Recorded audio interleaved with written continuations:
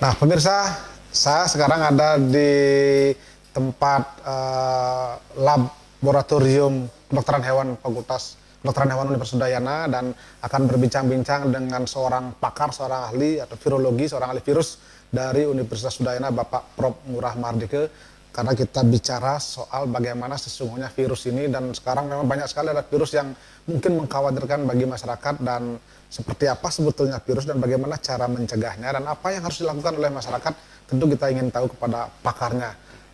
Selamat pagi Pak Prof. Selamat pagi, selamat pagi. Ini salam baru. Salam baru ini ya, sekarang tidak boleh salaman lagi ya. Ya.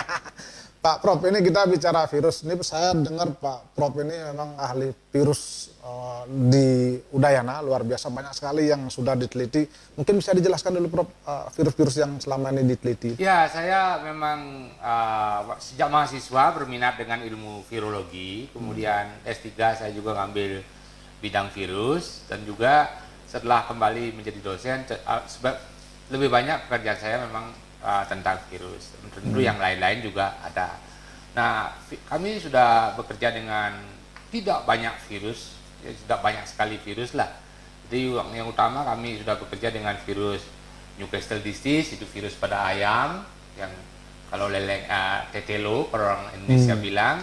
Kemudian virus flu burung pada zaman munculnya virus flu burung H5N1 tahun 2003 sampai 2010, itu sampai sekarang pun saya masih mempunyai pekerjaan dengan itu. Kemudian juga virus virus influenza pandemi 2009 kita juga pernah mengkajinya. Kemudian virus coronavirus juga kita punya sedikit pengalaman, tetapi dengan virus corona pada ayam, yaitu infectious bronchitis virus. Jadi ada virus corona memang sudah pada ayam, tetapi tidak zoonosis. Nah, virus yang lain saya bekerja banyak dengan virus rabies. Kemudian satu lagi barangkali untuk dengan manusia, saya juga pernah mengerjakan virus HIV, jadi pada manusia. Jadi saya tidak banyak mempunyai pengalaman disebut ahli virologi, astongkara lah. Jadi saya memang berminat dengan ilmu ini karena ini menarik. Menariknya adalah makhluk yang kecil ini, super kecil ini. Virus itu hanya kalau Anda bayangkan 1/5000 tebal rambut. Disebut ini makhluk goib ini, makhluk halus. Tapi bisa menyebabkan penyakit yang sangat fatal pada hewan, terutama minat saya, dan juga beberapa penyakit ini bersifat zoonosis, artinya bisa menular dari manusia ke hewan. Dari sini tentu saya sebagai dokter hewan memang dididik dengan konsep manusia meriga satwa swaka, jadi mengabdi kepada kepentingan manusia dari dunia hewan. Barangkali dengan mengkaji penyakit-penyakit virus ini, saya bisa berkontribusi untuk ilmu pengetahuan dan ilmu kedokteran hewan secara umum. Ya. Tapi satu poin lagi saya harus ingatkan bahwa tidak semua virus berbahaya. Ada banyak sekali virus di dunia ini yang justru sangat menguntungkan. Jadi saya ambil contoh virus yang menyerang bakteri, namanya bakteriofaga. Itu bahkan kita bisa pelajari untuk mengganti obat antibiotika. Jadi banyak sekali virus di alam yang tidak sebetulnya justru berguna bagi ekosistem. Jadi hanya beberapa memang sayangnya bisa menyebabkan penyakit pada manusia dan hewan, itu yang bisa sangat fatal dan kerugiannya besar sekali. Ya, Pak Prof, kalau kita bicara soal Bali dulu kan pernah ramai sekali dengan virus flu burung. Ya. Kemudian belakangan ini ada flu babi atau demam babi Afrika yang membuat banyak sekali mati babi kita. Terus kemudian sekarang ada virus corona. Mungkin bisa diberikan gambaran sedikit kepada masyarakat khususnya. Ini binatang apa lagi, virus apa lagi ini sebetulnya nih? Ya, virus itu ada banyak di dunia ya. Jadi virus itu banyak di dunia dan biasanya itu ada di suatu tempat tertentu yang sudah mempunyai ekosistem sendiri, dan tetapi bisa berubah, dan itu bisa berubah ini hanya dua hal yang membuat virus itu berubah. Satu, karena gennya berubah. Virusnya genetiknya berubah. Jadi karena ini kecil, mudah berubah, sehingga bisa saja gen berubah menyebabkan tadinya hanya pada hewan, sekarang menyerang manusia, atau sebaliknya. Itu yang kita takutkan. Kalau berubahnya hanya menjadi lebih kalem, nah, biarin aja, itu perubahan. Tapi yang kedua, yang paling besar terjadi perubahan itu adalah karena perubahan ekologi hewan. Hewan liar diburu untuk sumber makanan, hewan liar diburu untuk obat, atau habitat hewan liar itu ditebangi, kemudian sehingga hewan liar itu kontak dengan manusia. Hewan-hewan liar ini potensial membawa virus yang berbahaya bagi manusia dan bagi hewan. Berarti virus itu sebagian besar muncul dari hewan ya? Semuanya ada pada habitatnya dan memang umumnya muncul dari hewan. Berarti cuman persoalannya adalah virus itu bisa apa namanya tadi zoonosis menular ke manusia atau tidak kan itu ya? Betul, ya. Itu yang mana-mana saja yang bisa menular ke manusia itu? Tidak semua. Tidak semua virus yang bisa dari hewan menular ke manusia. Corona misalnya, coronavirus saja, itu semua hewan punya coronavirus. Jangan salah, semua hewan punya coronavirus, tetapi tidak semuanya menular pada manusia. Yang ini yang sekarang muncul coronavirus baru di Cina ini kan bukan yang pertama. Sebelumnya ada SARS coronavirus, 700-an orang meninggal dunia. Kemudian ada flu unta atau coronavirus di Timur Tengah. Lebih banyak lagi korban, lebih fatal daripada coronavirus. Jadi coronavirus yang Wuhan ini atau yang di Cina ini ya relatif sebetulnya bukan baru, sebelumnya sudah ada. Kemudian memang ini mempunyai daya sebar yang luar biasa cepat, itu saja istimewanya, cepat sekali menyebar. Jadi sekali lagi virus itu ada di mana-mana, kemudian makhluknya kecil. Makhluk halus saya bilang kalau saya mengajar di mahasiswa saya, karena besarnya hanya tadi 1/5000 tepal rambut, itu sangat kecil sekali dan sekitar nanometer 10-20 nanometer. Kalau yang besar 100 sampai 200 nanometer itu memang sangat halus, tapi yang kecil ini memang bisa menyebabkan penyakit. Yang inilah harus menjadi tugas saya sebagai ilmuwan untuk memantau kemudian kemungkinan munculnya virus baru yang berbahaya bagi hewan dan bagi manusia. Kalau menurut Pak Prof, virus itu boleh dikategorikan sangat berbahaya kepada manusia. Bagaimana mengidentikan bahwa ini sangat berbahaya? Tadi kan ada yang baik virusnya. Betul. Nah sayang sekali memang itulah ilmuwan sebetulnya bisa saja memprediksi. Kira-kira kalau begini perubahannya akan menjadi ganas dan sebagainya. Tetapi ya ini sayang memang biasanya kita sadar baru setelah ada kejadian. Kok ada kok begini, baru kita pelajari dengan cepat. Nah sekarang di sini sebetulnya memprediksinya sulit, Pak. Ya, tapi yang paling penting sebetulnya begitu ada kejadian segera dipelajari, segera kemudian data di sharing dengan sesama ilmuwan dan sesama dengan pemerintah untuk mengadvokasi pemerintah bahwa ini berpotensi fatal. Ini sudah terjadi di Cina. Jadi kemudian begitu ilmuwannya menemukan sesuatu, segera di-share datanya di seluruh dunia. Saya bisa dengan cepat memperoleh data dari Cina untuk kita analisis bersama-sama. Kemudian kalau bisa mencari jalan keluar segera dalam waktu yang sesingkat-singkatnya. Hanya saja memang untuk jalan keluar dalam bentuk obat maupun dalam bentuk vaksin, itu saya kira pengalaman yang paling mudah pun itu paling tidak perlu 6 bulan sejak wabah itu muncul baru kemudian vaksin bisa dikembangkan. Artinya memang virus itu tidak semua bisa diambil obat atau diberikan obat secara cepat begitu? Tidak bisa. Nah itulah jadi. Padahal katanya tadi virus itu kan sudah sangat lama ada. Kok belum bisa ya? Ya karena obat virus itu sudah lama ada, tapi kemudian ada jutaan virus yang beda-beda. Setiap virus beda sifatnya. Virus A obatnya perlu A, virus B perlu B, C perlu D. Itu yang membuat sehingga setiap virus-virus baru muncul kita langsung harus pelajari, coba cek apakah obat lama bisa berpengaruh. Biasanya tidak, harus mencari obat baru. Tapi ada nggak virus yang tidak ada obatnya atau tidak ada vaksinnya sama sekali ya? Oh, yang tidak ada vaksin lebih banyak daripada yang ada vaksinnya. Itu jadi untuk virus corona belum ada vaksinnya. Kalau rabies sudah ada vaksinnya. Terus tadi Bapak menyinggung tentang ASF belum ada vaksinnya. Kemudian SARS belum ada vaksinnya. Tentang vaksin itu banyak sekali argumentasinya. Teknologi ada, tapi kemudian kapan teknologi itu menjadi sesuatu yang dijual ke masyarakat itu sering pertimbangannya bisnis, uang, dana. Jadi kalau misalnya sekarang perusahaan besar ingin memproduksi vaksin, apakah marketnya ada nggak? Oh, Cuman ini sekarang dalam fase sekarang mestinya itu aspek ekonomi mesti menjadi dipinggirkan dulu, kemudian lebih baik ke aspek kesehatan masyarakat. Sayang sekali memang untuk SARS saya pelajari mungkin sama dengan Bapak, jadi dengan banyak informasi yang sudah ada, teknologinya sudah ada untuk membuat vaksin, bahkan juga untuk membuat antiserum untuk mengobati. Tapi kenapa teknologi vaksin ini tidak pernah menjadi produk di pasar? Saya kira pertimbangannya banyak. Salah satu pertimbangannya adalah pertimbangannya karena mungkin tidak ada yang beli. Itu mungkin ya. Kecuali kalau ada kejadian baru beli kan. Belinya adalah penduduk negara berkembang yang minta diskon atau minta gratis. Berarti secara ekonomi tidak menguntungkan lah. Berarti itu mungkin salah satu pertimbangan kita selalu semacam kebakaran jenggot ketika ada kejadian baru kita rame-rame membuat vaksin, kemudian sudah telat jadinya, Prof ya. Di samping itu ini saya kira dari segi ilmuwan ya.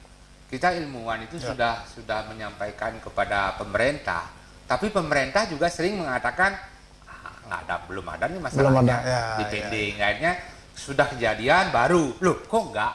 Dia itu, jadi itu yang terjadi, termasuk untuk SARS ini juga untuk influenza dan sebagainya. Influenza, syukurnya kita bersyukur ada World Health Organization (WHO), itu mereka selalu meramal kemungkinan mengembangkan bibit vaksin yang untuk pandemi. Kalau ada wabah pandemi influenza, maka vaksin yang dipakai ini segera mereka sebar seluruh dunia untuk vaksinnya segera diproduksi.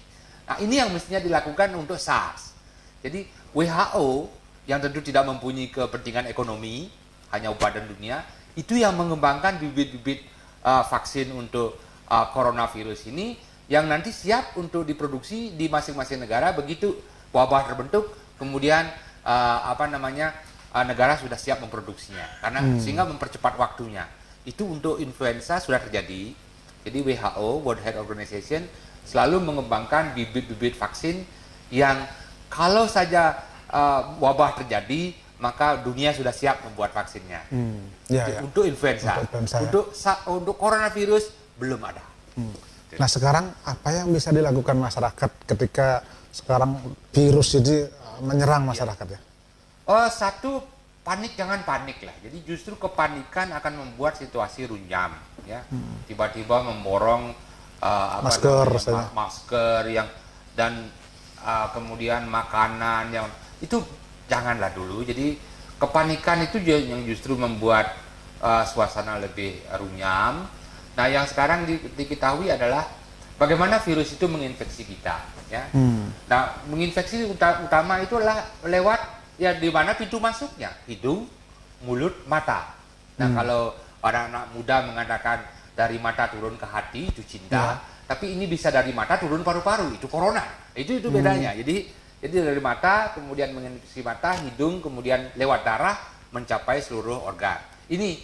Nah, sehingga sampai kemudian yang lain, pintu masuk yang lain adalah seksual. Jadi dari hubungan seks. Kita ambil ya yang paling umum tiga ini, hidung, mulut, mata. Nah, sehingga apa yang harus dilakukan?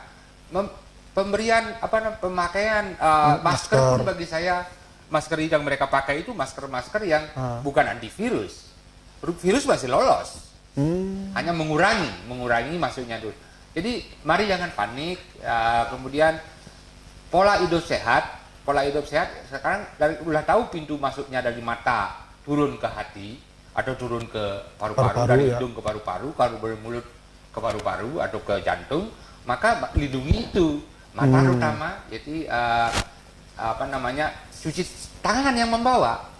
Jadi kita mungkin untuk corona misalnya itu orang tidak lewat menularnya tidak lewat angin, tapi harus kontak dekat, cipika-cipiki, kemudian tangannya baru megang ingus, kemudian kita jabat tangan, itu sudah, kemudian kita pegang ingus kita, atau hidung kita, mata kita, atau mulut kita, kita minum, itu masuk. Jadi pola hidup bersih, yaitu cuci tangan, yang bagus. Nah, saya diajar oleh teman-teman di Amerika, cara cuci tangan yang bagus itu adalah pada waktu cuci tangan nyanyikanlah happy birthday sampai selesai, happy birthday. Jadi lama, jangan sekedar hanya basah selesai. Itu anunya. Jadi benar-benar happy birthday to you. Jadi benar-benar bersih ya. Jadi benar-benar bersih dengan sabun, tapi happy birthday aja tapi tanpa sabun ya sama saja itu. Jadi nggak perlu panik, saya kira intinya kemudian adalah kita percayalah ilmuwan dunia ini sedang bekerja keras untuk pengembangan vaksin. Obat sudah yakin, saya yakin sekali, dan Cina dia itu mempunyai sumber daya, sumber dana, sumber daya manusia dan infrastruktur dan political will pemerintahnya yang demikian kuat. Mereka pasti sudah sedang mengembangkan vaksinnya dan tidak akan perlu waktu lama, saya kira mudah-mudahan ya 3 bulan atau maksimum 6 bulan ini vaksin sudah bisa tersedia. Ini yang perlu disampaikan ke masyarakat. Jadi tidak ada panik, justru ini akan ada pandemi panik. Kemudian yang lain adalah jangan pernah percaya hoax atau kabar burung atau kabar-kabar yang memang tidak ada dasarnya. Kalau mau tentang virus, bahwa virus ini apakah ini hasil rekayasa manusia di lab dan sebagainya, itu lebih baik tanya ahlinya. Nah itu salah satu pemikirannya, ada orang pikir begini, ini adalah perang dunia global sebetulnya. Jadi caranya adalah membuat virus, menyebarkan virus karena merawan peralatan senjata yang hebat. Itu memang tidak betul seperti itu, Prof. Yang bisa dipakai bioweapon atau alat-alat biologi, virus influenza tidak bisa, virus corona tidak bisa. Kenapa demikian? Begitu saya jatuhin di suatu daerah, maka mungkin saya sebelum pulang virusnya udah ada di rumah saya. Karena interconnected, dunia ini sudah interconnected, sangat erat. Jadi perjalanan Amerika Singapura mungkin hanya butuh 12 jam. Sementara virus untuk bikin sakit butuh 5 hari. Jadi sebelum orang itu begitu sampai di rumahnya, mungkin virusnya sudah duluan sampai. Enggak mungkin, Pak. Jadi dan kami ilmuwan juga dibatasi dengan moralitas. Jadi tidak hanya mengerjakan ini menarik, ini pelajari, tapi kita dibatasi oleh batasan moral, dan saya kira itu artinya memang tidak ada ilmuwan yang suka nakal, mungkin setelah tahu episode kemudian dia nyebar dan sebagainya. Tidak mungkin ya. Tidak mungkin. Justru kalau saya melihat yang mungkin dipakai ya untuk membuat panik, rabies, membuat panik. Karena jelas, anjing bisa kemudian fatal. Kemudian barangkali antraks bisa kita bikin, karena cukup lewat surat, tidak mungkin akan kembali ke Indonesia misalnya kalau saya bikin. Itu yang potensial digunakan untuk senjata biologi, tapi tidak virus corona, tidak virus influenza. Kemudian apa upaya yang harus dilakukan oleh pemerintah? Saya lihat dari beberapa negara sangat tegas menutup bandara, kemudian memulangkan. Kalau kita di Bali, mungkin di Indonesia, apa yang harus kita lakukan? Saya pengalaman dulu dengan pandemi influenza, jadi saya ikut dalamnya. Secara legal kita sudah punya dasar bagus. Baru-baru ini Presiden bahkan mengeluarkan tahun nomor 4, instruksi Presiden nomor 4 tahun 2019 mengeluarkan bagaimana prosedur untuk mengatasi suatu wabah pandemi atau penyakit menular seperti itu. Secara legal sudah ada, infrastruktur sudah ada, cuma masalahnya di Indonesia adalah sumber daya manusianya yang tiap tahun berubah. Tahun ini jadi di kantor apa, kemudian besok bertugas tempat lain. Sehingga ada orang baru yang mungkin tidak terlatih sebelumnya. Kebijakan baru lagi. Nah, itu yang bermasalah. Kemudian yang lain adalah infrastruktur. Kalau misalnya wabahnya besar. Kalau misalnya sekarang, bukanlah yang di Bali misalnya, kasusnya hanya 10 masuk rumah sakit Sanglah, semua ditampung. Tapi kalau nanti kasusnya 1000, 100, 1000, di manakah, ada nggak plan dari Bali misalnya, nanti jika ada wabah besar, maka satu hotel yang lokalisir itu jadikan sebagai tempat isolasi pemerintah, seperti yang dilakukan oleh Singapura tahun 2002. Itu yang belum ada. Jadi dalam, artinya kalau orang Bali bilang mari worst case skenario, skenario yang paling buruk, bagaimana kalau wabahnya besar, jadi banyak penderita. Ini yang belum ada di Indonesia. Jadi, dan saya kira sekali lagi siapapun di dunia ini bisa kena, Tapi kemudian tidak setiap orang akan meninggal gitu atau gimana, harus di rumah sakit, dan lebih banyak orang yang hanya sekedar flu ringan, hanya atau bisa sembuh sendiri dengan konsumsi makanan yang bagus, tapi yang proporsi yang meninggal akibat virus baru ini konon datanya sampai sekarang itu sekitar 1%. Jadi itu relatif sebenarnya tidak begitu berbahaya, terutama lagi yang korbannya banyak yang menderita komorbidity namanya, gejala lain seperti jantung, kemudian diabetes, ada komplikasi penyakit lain ya. Ini yang banyak terjadi. Okay. Jadi saya kira pola hidup akan membantu kita, pola hidup terutama mencegah infeksi. Ya ini memang dengan zaman ini saya belum lihat Indonesia belum apakah sudah perlu, kapan nanti mungkin tidak perlu harus pertemuan besar-besaran gitu, karena itu yang menyebabkan mudahnya terjadi penularan. Mungkin terakhir Pak Prof, Bali kan sebagai daerah pariwisata sangat sering kontak dengan internasional dan memang cepat sekali kalau ada virus cepat sekali menyebar. Apa yang harus dilakukan Bali ini sekarang ya? Sebetulnya saya mau lihat begini Pak, saya dari pariwisata ya betul. Bisa menjadi tempat masuk virus baru dari seluruh dunia ke Indonesia, bisa juga dari Indonesia keluar. Itu bisa. Tetapi sebenarnya kalau saja virus ini sering kita kontak dengan jumlah dosis yang kecil, kita menjadi kebal. Jadi ada keuntungan sebetulnya kalau ada sehingga kita interaksi itu interaksi itu ada keuntungan. Nah itu loh, itu satu poin ya. Jadi tidak harus interaksi ini, pariwisata ini menyebabkan kerugian, tidak. Justru ini bisa menjadi keuntungan. Oh, kita ternyata sudah terpapar biasa sehingga relatif agak tahan. Itu ya. Nah, sedangkan kalau seandainya ini wabahnya besar, yang saya perlukan di Bali pertama diagnostik, Pak. Infrastruktur diagnostik mampu nggak mendiagnosis dengan cepat? Tidak perlu menunggu berhari-hari, berbulan-bulan. Jadi ini yang penting. Karena apa? Diagnosis yang tepat, maka tindakan kita akan segera, dampaknya bisa kita tekan seminimum mungkin. Ini yang terjadi pada penyakit hewan. Jadi kalau diagnosisnya atau konfirmasi diagnosisnya lama, penyakitnya keburu menyebar sehingga sulit ditanggulangi lagi. Itu yang penting. Nah, kemudian yang lain adalah keterbukaan. Jadi jangan ditutupi datanya. Kalau bila perlu buatlah kumpulan para ahli yang menggodok setiap masalah, kemudian dan informasi itu diberikan dengan benar. Nah, khusus untuk penyakit baru nih, yang saya lihat yang paling krusial itu namanya adalah kontak tracing. Saya tidak senang mendengar tiba-tiba kepala dinas atau bahkan menteri kesehatan menyebabkan pasien yang di Bali sakit itu selama di Bali tinggal di hotel. Memangnya hotelnya hanya sendiri, tidak ada satpam, tidak ada front office, pernah jabat tangan, kemudian artinya memang ada interaksi di situ. Pasti ada interaksi, kecuali hotelnya hotel uka-uka. Nah, itu ini yang disebut sebagai kontak tracing.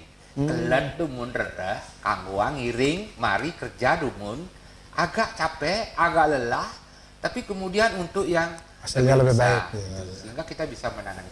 Ini saya kira untuk Bali, tolong ini ya Artinya sebetulnya kita harus terbuka, jangan menutup-nutupi bahwa sesungguhnya kalau kita memang buka, akhirnya kita bekerja bersama-sama yang perbaiki itu. Nah, satu poin lagi barangkali kalau silakan pikirkan mau dikutip. Intinya adalah jangan khawatir dengan image. Image pariwisata itu sering salah kaprah. Nanti image-nya jelek di pariwisata. Para turis internasional itu tahu masalah ada di mana-mana. Yang ingin mereka dengar apakah sudah ditangani dengan benar. Begitu mereka tahu bahwa kemungkinan ditangani dengan tidak benar atau datanya disembunyikan, mereka lari. Jangan malah sebaliknya jadinya ya. Jadi teroris pun atau bom pun, kemudian penyakit seperti ini, kalau mereka tahu ada orang, negara dan daerah ini bekerja benar dengan asas internasional, bahwa ditangani dengan baik, sekarang saya kira image-nya tidak akan rusak. Jadi mereka tidak khawatir ya, justru tidak khawatir itu mengikat datang. image. Nah, coba lihat sekarang hasilnya dengan begini diagnosis terlalu lama, Singapore Airlines mengkat travelnya ke Bali, itu kan dampaknya besar. Sekali lagi tidak ada trust, jadi nggak perlu harus menyewa influencer untuk membuat, tidak perlu kampanye-kampanye hebat-hebat, tapi tunjukkan saja bahwa Indonesia, Bali itu bekerja dengan benar, bekerja dengan standar tinggi, dan orang akan percaya. Baik, terima kasih Pak Prof. Ngurah Mardika, luar biasa. Mudah-mudahan bisa memberikan pencerahan kepada kita. Mudah-mudahan dipahami lah, karena bahasa ilmuwan. Tapi paling tidak masyarakat sekarang sudah punya keyakinan bahwa sebelumnya itu semua tergantung dari kondisi kita, bagaimana pola hidup sehat kita ya. Dan yakinlah ilmuwan kita memang akan terus berusaha mencari vaksin untuk obat itu. Baik, terima kasih Pak Prof. Ya, terima kasih. Dan pemirsa, demikian tadi perbincangan kami dan kami seluruh kerabat kerja yang bertugas mengucapkan terima kasih atas perhatian dan kebersamaan Anda, dan kami akhiri dengan Parama Santi. Om Santi Santi Santi.